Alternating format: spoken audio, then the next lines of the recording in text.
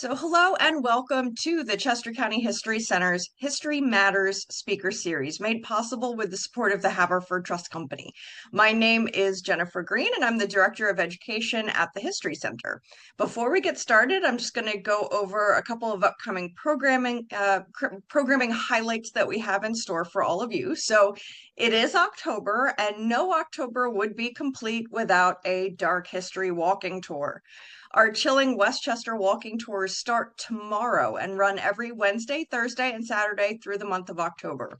From the horrors of the Chester County Prison to the cold-blooded killers tried at the courthouse, to explosions, to other disasters that have wrought havoc in the borough of Westchester, the borough's streets and alleys have witnessed 200 years of spine-chilling history. The historians and educators at the Chester County History Center will share these stories and more with visitors on this 90-minute walking tour. These are not ghost stories. These are true tales of terror pulled from our archives. At the end of this month, our archivists will conduct a virtual program called Records Roundup, Inquisitions and Executions in the Archives. Don't worry, it's not that dark. Behind the ominous name lies a practical process: debt collection in Chester County. So join us on Thursday, October 30th at 12 p.m. to explore how property was investigated, seized, and sold when Chester Countyans couldn't pay their debts. The program will be recorded and a link will be emailed out to participants so you can watch that recording if you're not available at the time when the program runs. I'll put a link to sign up for those programs in the chat box in just a moment. If you have any questions over the course of tonight's presentation, you can use the Q&A. That's going to be the easiest way for me to see those questions. But if for some reason the Q&A isn't working, feel free to put your questions in the chat box. I will be monitoring the chat box and the Q&A, and I'm going to save up all those questions to ask at the end of the program. So if you have a question and you don't want to wait till the end of the program, go ahead and put it in the chat box, and I will make sure we get to it at the end. And finally, if you enjoy our speaker series, please consider becoming a member of CCHC. Membership means more than just financial support. A strong membership base also shows foundations and institutions and other agencies that our community believes in us and believes in our mission. Contrary to popular belief, we are a private nonprofit. We are not a government entity. So everybody's support means the world to us. So I'm going to take a look at the chat box one more time just to see if you're just joining us. Please put in the chat box where you're viewing from. So we've got Center Valley, PA, White Bear Lake, Minnesota, Glenmore, PA, Ole, Kennett Square. That's fantastic. Thank you, everyone. Jacksonville Beach, Florida. Wonderful. All right. So without further ado, I would like to introduce our presenter this evening. Dana Niemeyer, CA, has worked at the Delaware Public Archives since 2021 and is the Mabel Lloyd Ridgely Research Room Supervisor. Ms. Niemeyer graduated from Drexel University with a master's degree in Library and Information Science. She's currently working on a master's degree in history from Indiana University and is here to tell us about a few scorned women. Welcome, Dana. Thank you for having me. Like Jennifer said, I am here from the Delaware Public Archives to give the presentation titled Women Scorned, Petit Treason and Punishment in 18th Century Delaware. We can start just on this slide, just before we move on. This is a picture of the Newcastle County Courthouse in Newcastle County. It's in the town of Newcastle in Newcastle County, Delaware. And this is the courthouse where these women were tried throughout the 18th century. So just to give a little bit of background, since I know Jennifer said we have people from all over Pennsylvania and beyond, the Delaware Public Archives is located in Dover, Delaware, in Delaware's capital, directly across the street from Legislative Hall, just downtown. Our mission is threefold. We work to preserve public records of historical and evidential value, provide access to these records to the public through on-site and digital research. We can see here images from staff doing this work, as well as educate the public and state agencies on public records creation, management, and use. So basically, we work to keep all of these records available and to share these collections with you, no matter where you are, whether you're a Delaware citizen or not. We are more than happy and readily available to answer any research questions and then just provide this access to these records for you. If you have any additional questions about the Delaware Public Archives, like Jennifer said, you can feel free to put those in the Q&A and I will answer them later, along with providing like a link to our website and then my contact information if you have any other questions. Moving on, for today, we are going to discuss three main points within this presentation. The first being Petit Treason. What is Petit Treason? What is this charge? It's no longer around. We're going to then move on to the trial of Catherine Bevan and then follow it up with the trial of Sarah Kirk. Now, both of these trials did occur in the Newcastle County. At the courthouse, we can see here another image of the Newcastle County Courthouse in the 18th century. What makes both of these trials unique are the changes that occurred within Delaware's government between the two trials taking place. Catherine Bevan's trial took place while Delaware was still a colony, was still under England's rule, still a part of Pennsylvania. And then Sarah Kirk's trial occurred after statehood was granted and after the Revolutionary War. So that did change what exactly happened to both of these women. Before we move on, I did want the other image I've got on this slide here is a map from 1784 showing both Pennsylvania and Delaware. We can see here, actually, Newcastle, Delaware is just down in here, and we can go up the river towards like Philadelphia. So that's kind of the orientation of the map. It's a little bit sideways from what we normally see, but it's a depiction of the time and what Delaware and Pennsylvania looked like in the region. So, what is Petit Treason? This is different than grand treason or the normal treason you think of, because petit treason is an act of treason committed against a subject by an offender who should show obedience towards that person. And that does not include any government officials, whether that be a monarch or any other form of government. Specifically, there are three forms that petit treason takes place. The first being a servant killing their master, the second being a wife killing her husband, and then a third being an ecclesiastical person against their superior, for example, a clerk against their bishop in that church clergy environment is that third option for petit treason. So given the specifications for what petit treason was considered, it didn't come up as often as you would see just that normal treason, especially like in the time period.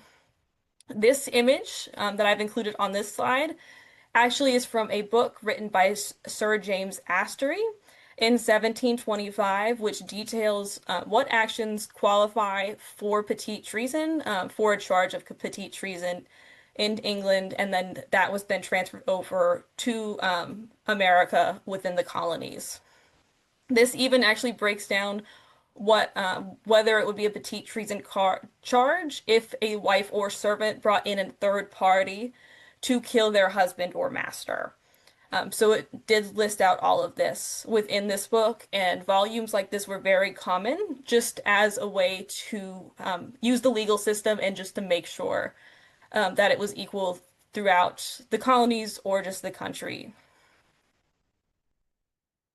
So with that, since Delaware was a British colony in the early 18th century, it followed English common law to bring certain charges up in the courts, as well as punish people for their crimes if they were committed. So we can see here in this image to the left, it shows page 226 from Volume 1 of the Laws of Delaware. Specifically, it's Chapter 84, which is titled A Supplementary Act to an Act of the General Assembly of this Government, entitled An Act for the Advancement of Justice and More Certain Administration thereof. So what does that mean? So this act specifically specified petty or petit treason be tried and punished like any other crimes and offenses based off of the British policy, at that time being the English common law. The English common law actually specified two different punishments for petit treason, which are highlighted within this section of the Conductor Generalis, shown on the left. This book acted very similar to the last book I showed on the last slide, and acted as a guide for punishments throughout the British colonies, and specified that upon judgment, men, quote, shall be drawn to the place of execution, and there be hanged by the neck till he be dead. However, women were, quote, shall be drawn to the place of execution and there burnt. So, with that, not only were women supposed to be burnt, additional research outside of just this volume shows that women were also often strangled prior to being burned, though burning is the only option listed in this book in the Conductor Generalis. Cases of petit treason, specifically treason of any type, would have been tried in Delaware under the Court of Oyer and Terminer. This is a court that no longer exists, and it specifically handled crimes that were punishable by death.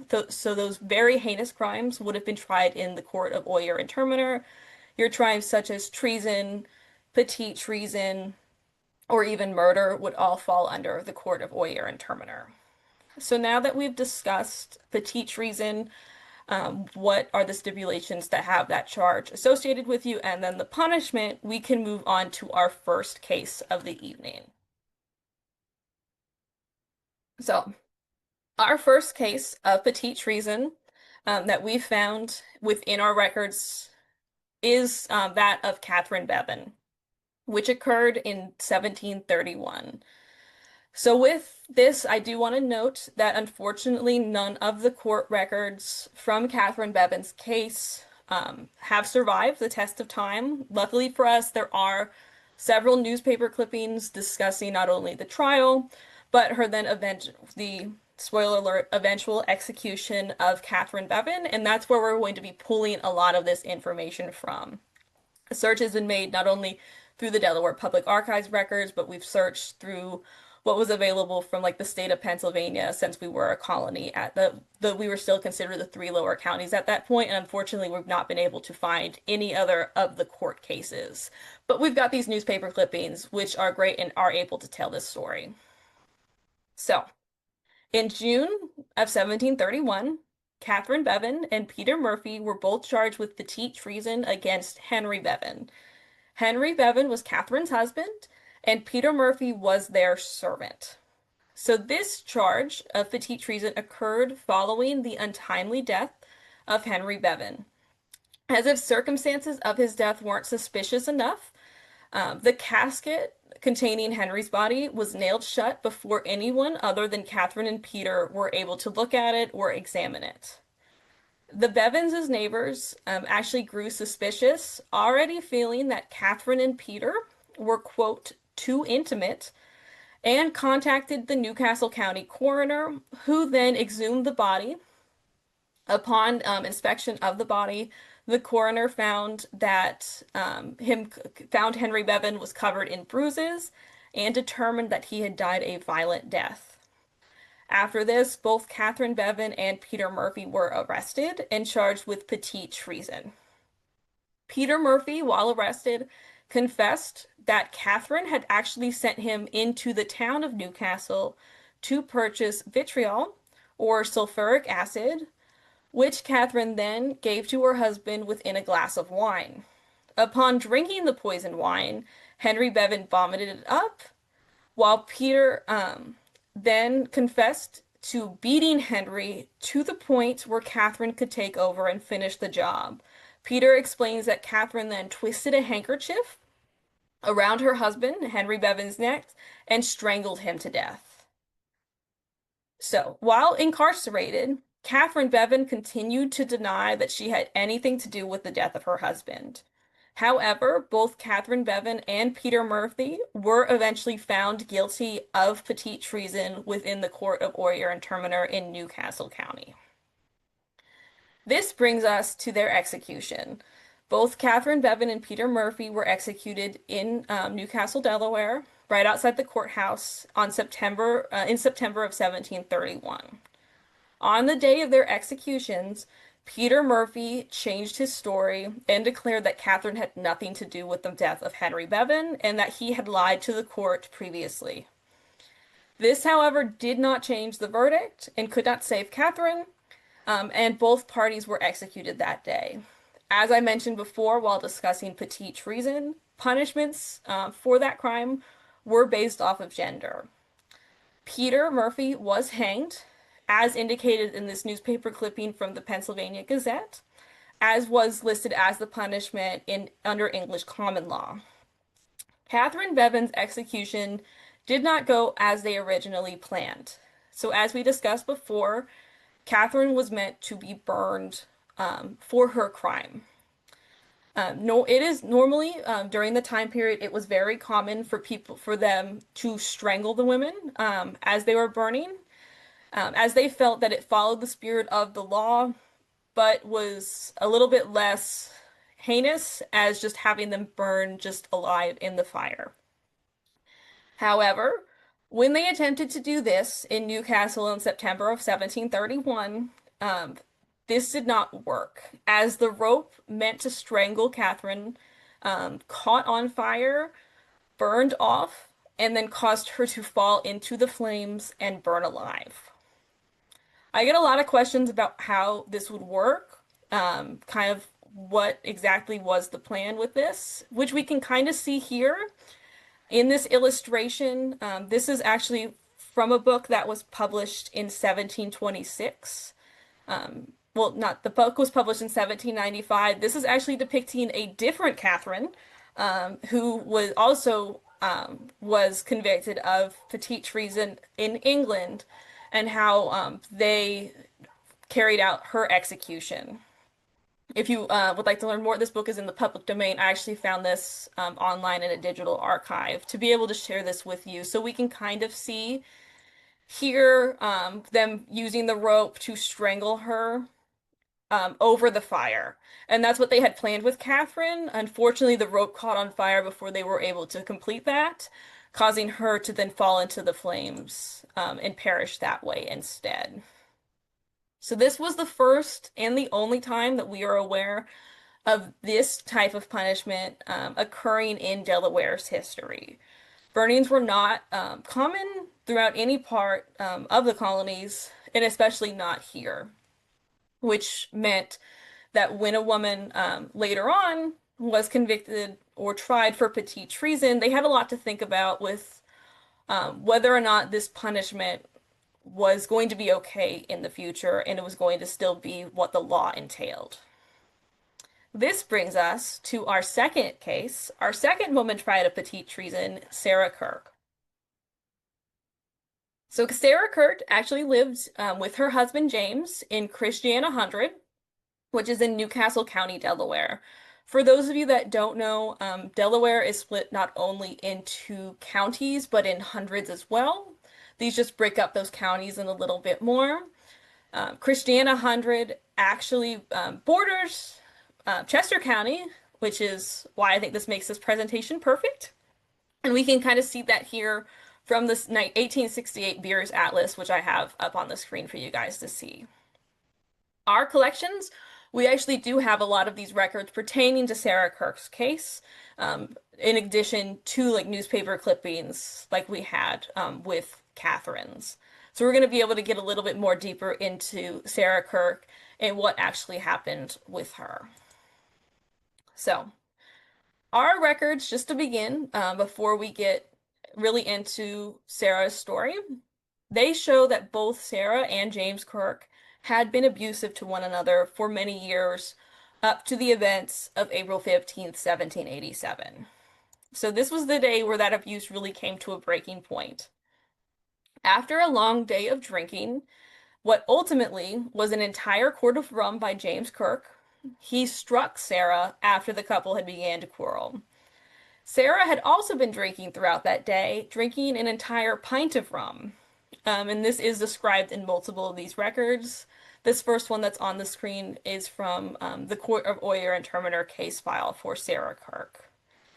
After being struck by her husband James, Sarah proceeded to knock him unconscious with a rock, and then James' friends worked to bring him home.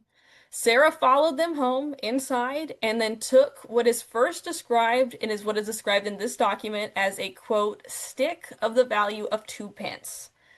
And she proceeded to then beat him on the head, neck, stomach, back, sides, and arms with that stick with a value of 2 pence, ultimately beating her husband to death. The document on the left, as I said, is from the Court of Oyer and Terminer and provided our first look at what happened between Sarah and James Kirk, including the first description of that murder weapon with that stick value of 2 pence. But this is not our only piece of evidence that we have to tell Sarah's story and really figure out what exactly happened. We also have the case file from the Newcastle County coroner who was brought in to examine James Kirk's body. So this is our first page. This is actually a part of the coroner's inquisition conducted on April 16th, 1787 by the Newcastle County coroner Thomas Clark. I do want to note, just because it's unique at this time period, coroners were actually an elected position. The people of Newcastle County would vote on their next coroner just like they would any other elected position during those normal elections. So when Thomas Clark was brought in, he not only examined the body of James Kirk. Within this document, he describes the body as, quote, James Kirk came to his death by several mortal wounds, which appeared on his head, his body, and his right side, given to the said James Kirk by his wife Sarah Kirk, which was the cause of his death and not otherwise. We can actually see on the bottom of this document all of these individuals that have their seal. The coroners not only were tasked with looking at the body, but they were also tasked with gathering witnesses and depositions from these individuals, which is the other part of this case file, which we're going to get into next. Our first witness deposition, and the most detailed, is that of Elizabeth Ferguson.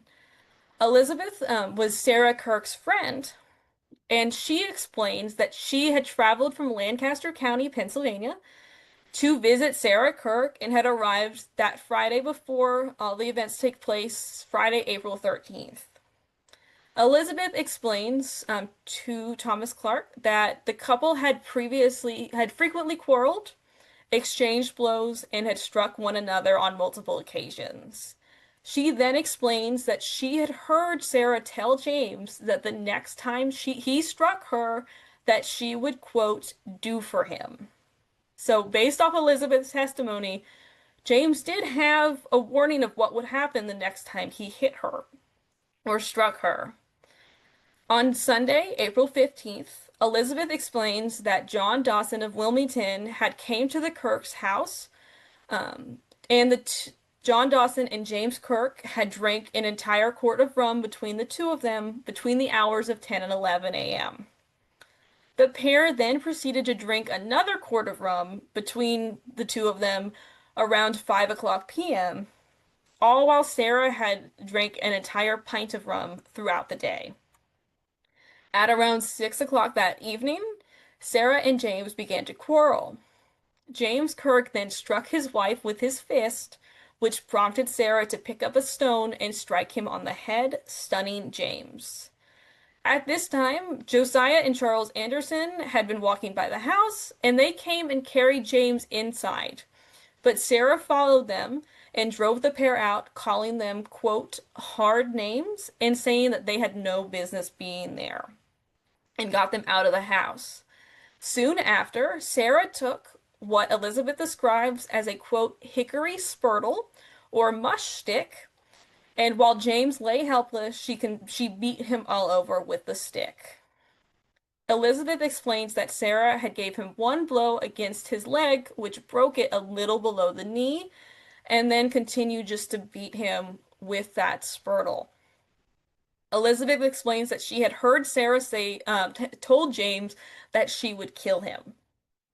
After Sarah had finished, Elizabeth states that Sarah actually sat down with a pail and water and washed James's head and arms, which she had wounded. I don't know what you want to say about that, but at least she did. She cleaned him up a little bit afterwards. When the constables came and took Sarah Kirk away, they told her that they believed that she had done in for her husband and that she, quote, did not love. Elizabeth's deposition, one not only is the most detailed out of the ones we have available in the ones that we're going to see this evening, but it actually is the one that describes the murder weapon in the most detail, and the marital problems that the couple had. So for those of you who are not aware of what a spurtle is, I'm actually going to bring that up. This is the back page of Elizabeth's deposition, and this is a spurtle. So we can see by looking at it that why it would have been called a stick in that previous document that we saw, as this is a Scottish spurtle. There are a couple different varieties of spurtle. Other ones are a little bit more flat at the end, kind of more like an elongated spatula, but this the Scottish spurtle most closely resembles a stick. This actually one is made of hickory. It's my personal spurtle that I bought after reading these documents. This was commonly used to stir porridge, stews, that kind of thing. We do think the one that Sarah would have used would have been a lot larger, just given the types of materials and cookware that she would have had to use in the kitchen.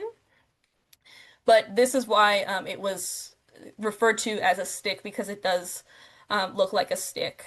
And if you didn't know what the term was, that's why they would have probably described it that way. Moving on from Elizabeth's deposition, we actually can get into some of the other witnesses. The next is our pair of brothers, Josiah and Charles Anderson. So these were the brothers that actually helped bring James Kirk into the house after Sarah struck him with the rock. According to their deposition, they were walking down the road when Sarah Kirk called for help in carrying James Kirk, who was wounded, into the house. They go on to say that Sarah Kirk informed them that James had beaten and abused her, and that she wished she had put an end to him 7 years ago. Then they described that James Kirk muttered something that they could not understand at that point. They then described that Sarah Kirk took up a hickory stick in the form of a mush stick and struck at him. Josiah Anderson claims to have prevented the first blow that Sarah attempted, but then he and his brother decided to leave the house for a couple of minutes. And when they returned to Sarah beating her husband with that hickory spurtle, before they stepped in and prevented her from continuing to beat him. Josiah then explains that he went to Esquire Broom and informed him of the situation, bringing back one of the constables with him. And we can actually see, which I'm going to show you now, the backside of this document, that Josiah Anderson was the one that provided the entire deposition. In this part here, so I'm going to show that little other paragraph is just Charles Anderson just agreeing with everything that Josiah stated, and that the recounting of events matched his own. And this was provided to the coroner and included in that coroner's case file. Our next witness is Mr. John Dawson, who was a friend of James. He was actually the drinking buddy for James that day. He had met James Kirk on the road going towards a paper mill earlier that morning, and asked James if he wanted to get a drink. At that time, James told him no, unless they were both paying. John Dawson then proceeded to go to the paper mill. He didn't see anyone there, so he returned back to the Kirk residence, and James and John started to drink for hours. John Dawson then explains that after James and Sarah began to quarrel, he just left the situation immediately. So his deposition did not provide a lot of information regarding what had happened between James and Kirk after the quarrel began, but it did establish that James had been drinking quite heavily throughout that Sunday. Our next pair for a deposition is Henry DeBarger and Joseph Gordon. So this is a similar deposition to that of the Andersons brothers, with a single testimony signed by 2 people. This pair explains that they were walking home from Wilmington near sunset that evening to the house, near the house of Mr. Peach. I'm not sure who that is. And they met Josiah and Charles Anderson coming towards Wilmington. The Andersons then turned back. Josiah turned back around and told them that James Kirk's wife, Sarah, had cut her husband's head with a stone after an argument.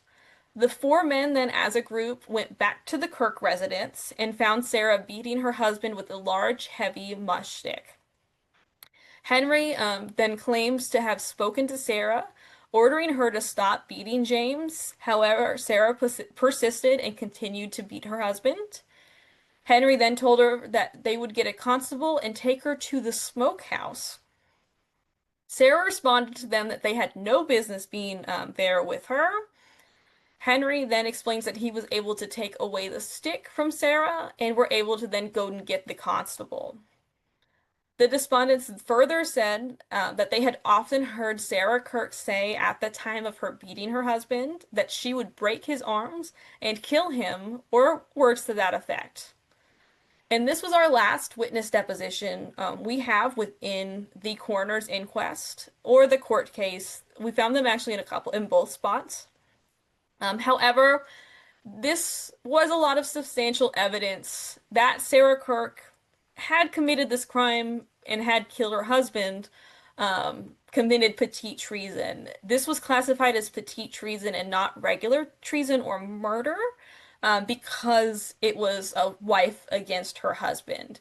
You can see in some of the documents it says petit treason and murder, but that final, what they charge like in the docket books and everything does say just petit treason, which we'll look at in a little bit.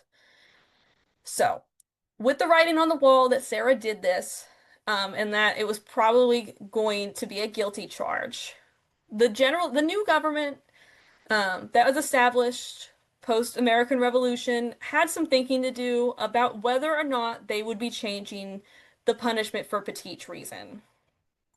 And we can see those deliberations throughout some of our records. This page, actually, that I show here is from our legislative papers collection, and this is the first draft of a bill to change the punishment for petit treason. Remember, at this point, Delaware was not only its own state, but we are now a part of the United States, no longer under British rule. So the state felt like it did not need to operate under English common law, and was ready to change this punishment. The General Assembly felt that that current punishment under English common law, the burning of women convicted of petit treason, was, quote, too severe. And within this document, they then further to explain that it was, quote, contrary to the mild spirit of the Constitution and laws of this state, provided for the punishment of other offenses. So they overall felt that the burning of women was no longer an acceptable form of punishment, and it was one that they were wanting to work to change.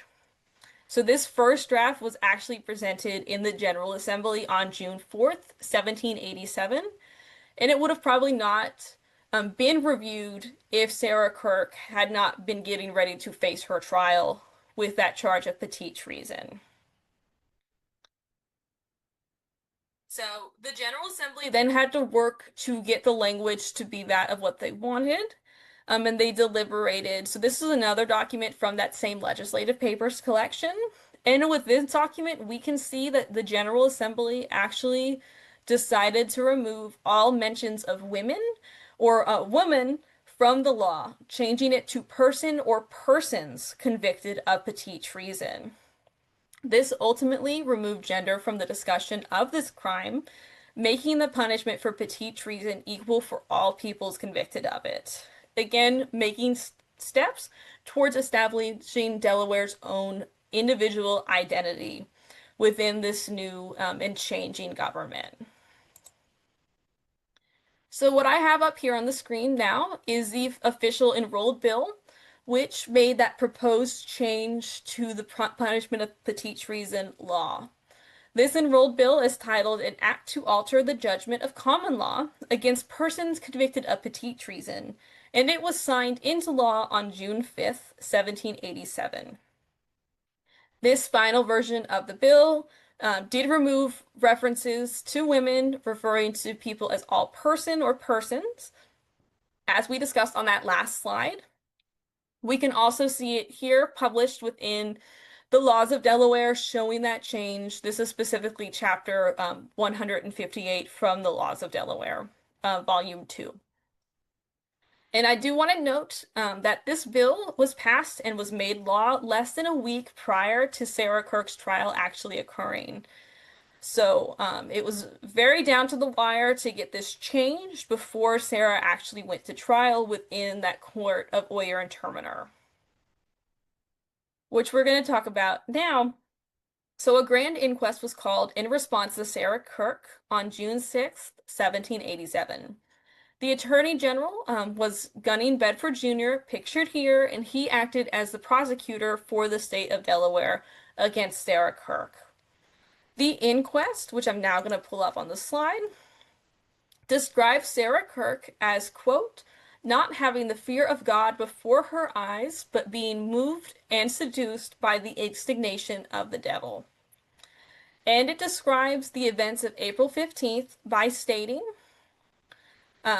that Sarah Kirk was traitorously and willfully of her malice aforesaid, thou didst strike and would, and that the said Sarah Kirk with a stick of the value of 2 pence, which she, the said Sarah Kirk, then and there held in her right hand, in and upon the head, neck, stomach, back, sides, right arm, and right leg of him, the said James Kirk. So this is them clearly stating that they believed that Sarah Kirk had used, they still describe it as a stick with the value of 2 pence, or as we know it, to be a spurtle to kill her husband, committing petit treason against him.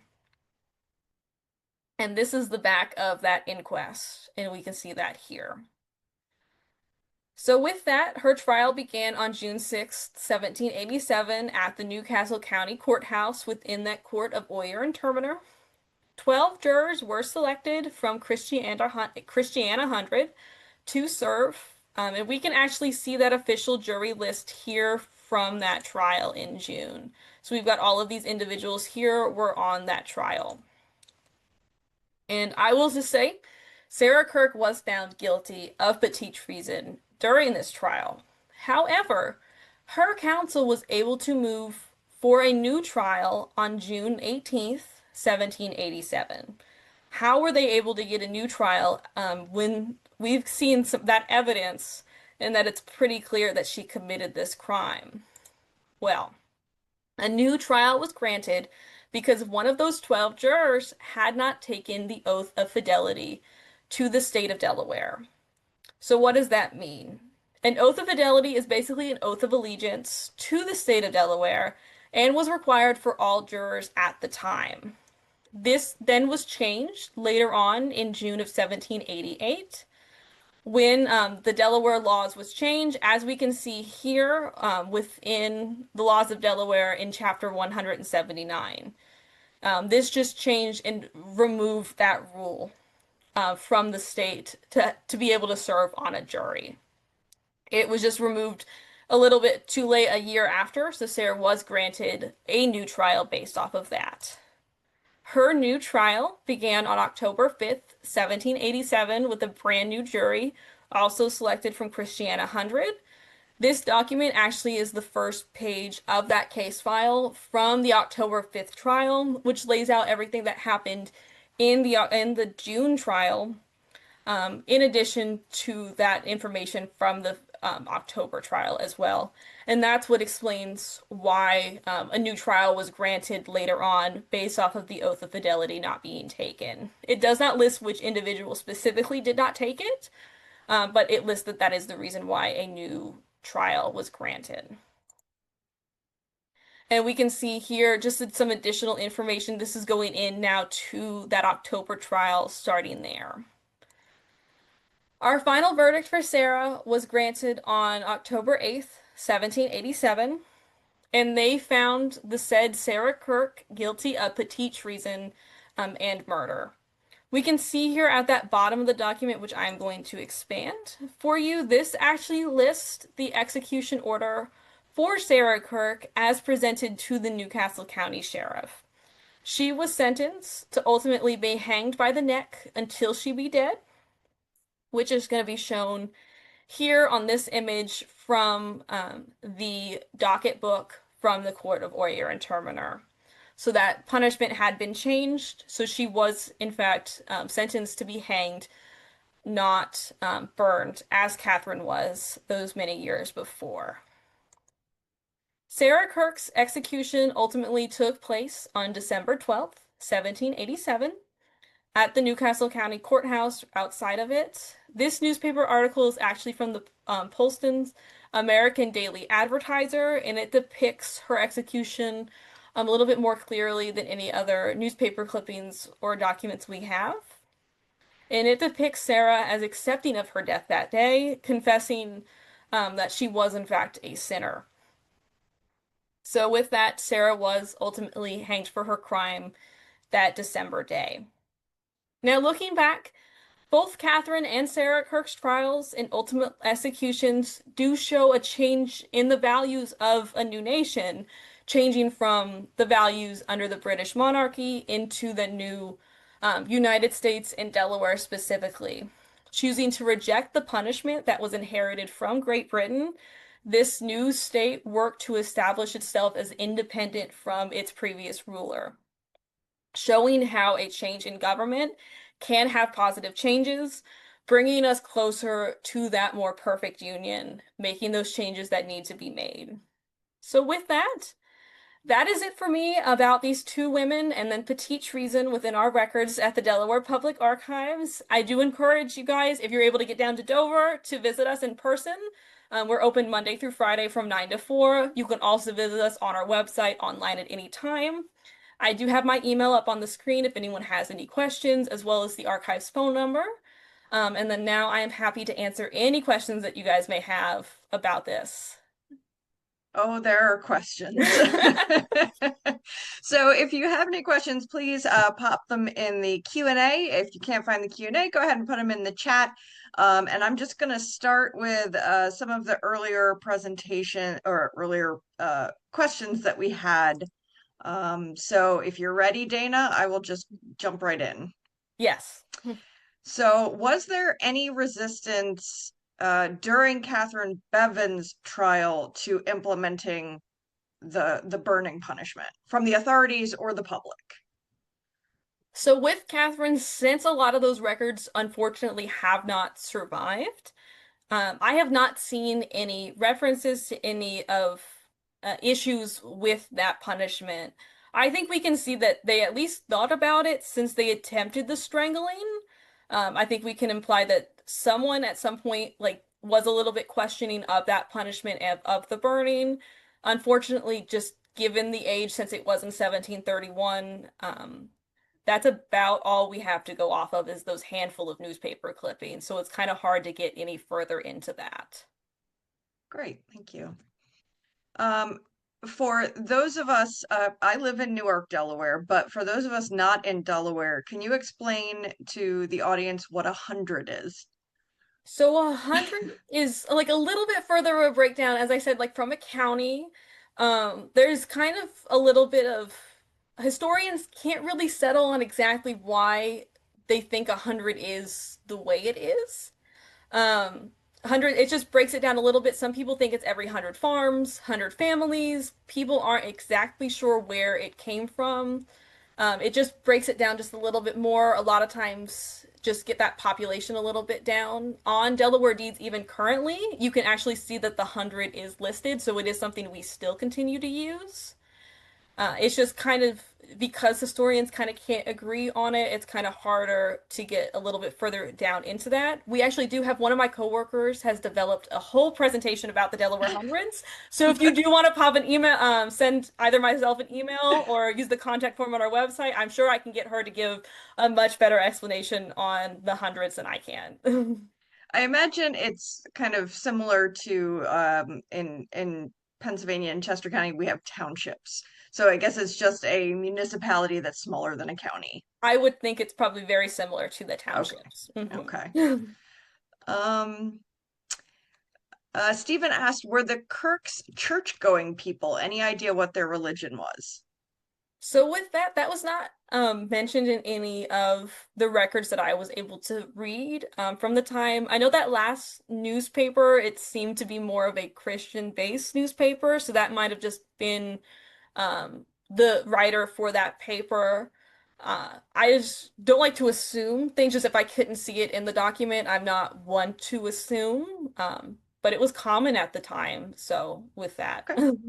Okay.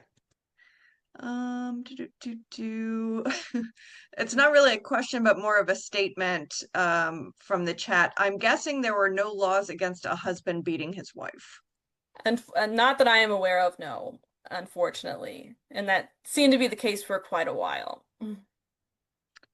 Another question is, what was the Kirk social status, upper, middle, or lower class? So with that, I actually have not been able to see any of the normal spots where we can actually find those references. We normally will look at like probates to see if there is any inventory of any property they own. That's not something I never or was not able to find one for James Kirk. I will say in some of the documents, it does describe as Sarah Kirk as not possessing anything at all.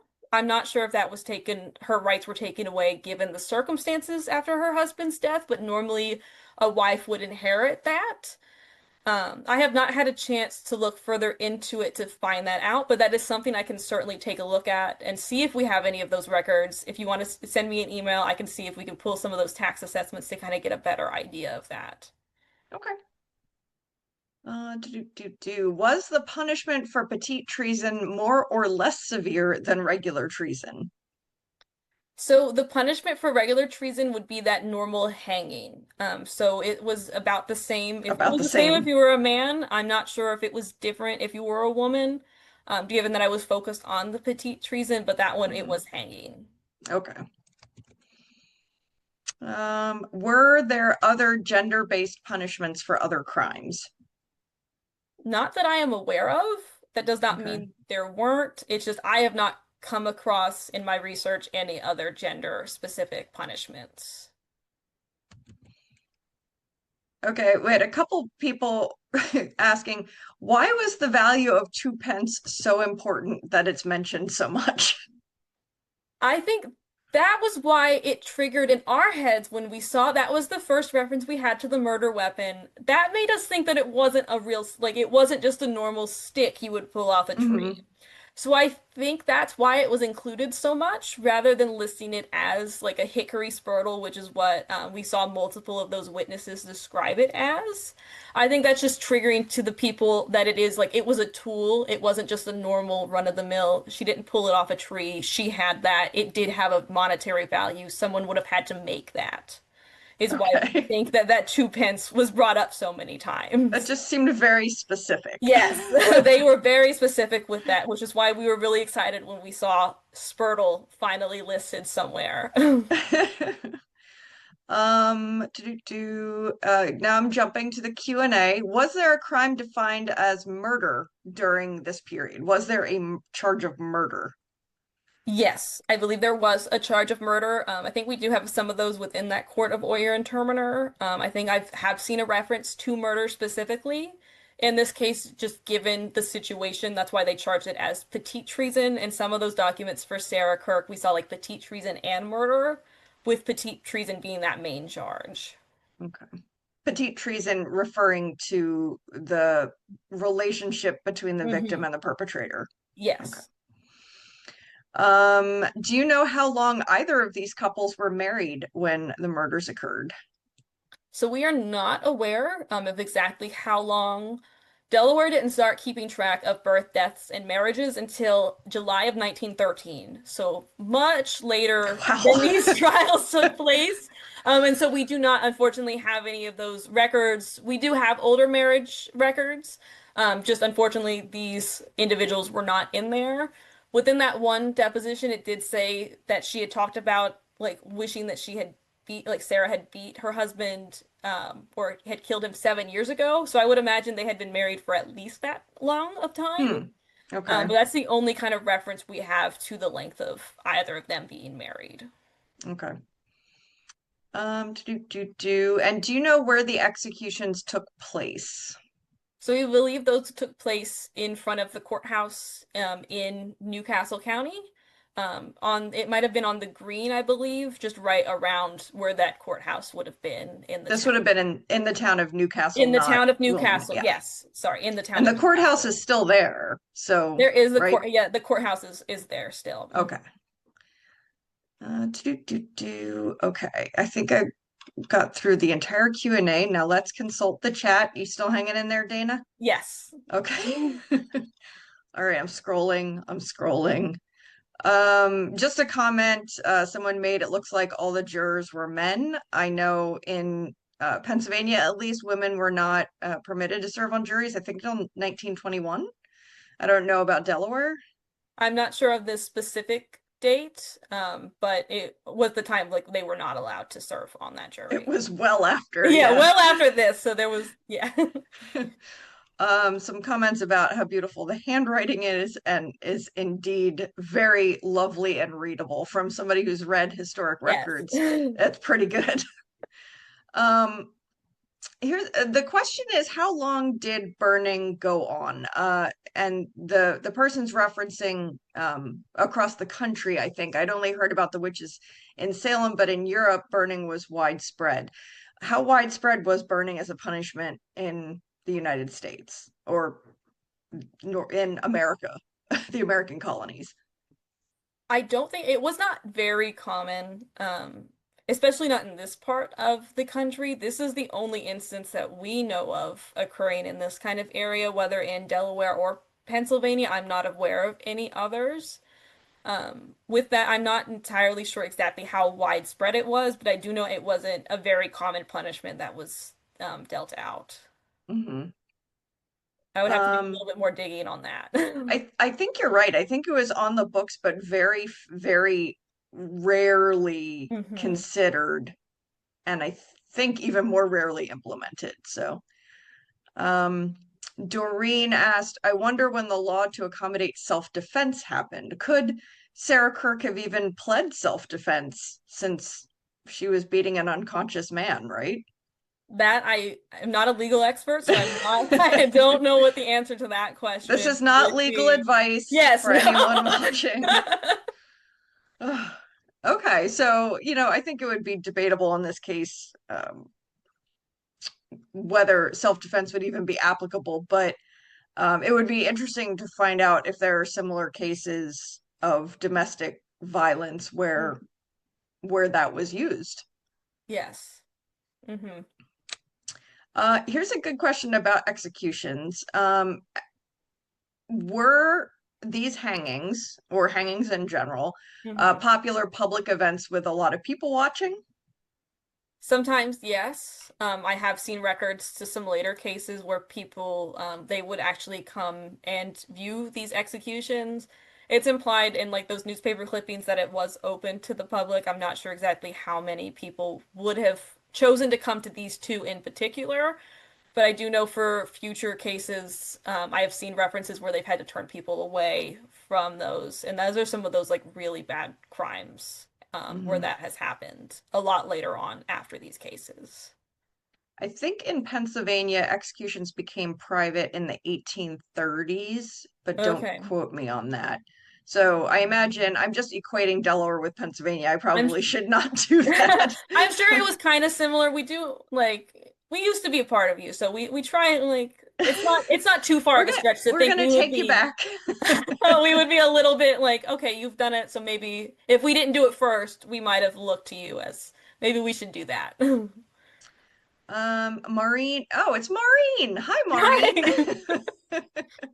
Hi. Maureen says, Maureen, for those of you who are watching, Maureen is a team member at the Chester County Archives, and says, Hi, Dana and Jen. Very interesting to learn about these cases. Do the collections at DPA share any other details about Catherine and Sarah's lives outside of these cases?